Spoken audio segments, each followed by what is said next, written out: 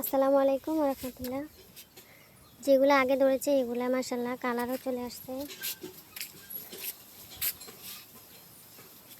আর পরবর্তীতে যেগুলো হয়েছে এগুলা বেশি এটা টিকে নাই। পিঁপড়া সবগুলা কোষ নষ্ট করে ফেলছে। খুবই দুঃখজনক বিষয়, পিঁপড়ার জ্বালা কোনো কিছুই হচ্ছে না।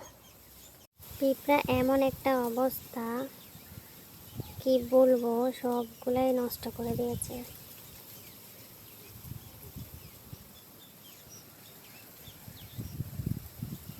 অনেকগুলা বের হয়েছিল, পিঁপড়া কি নষ্টটাই না করলো।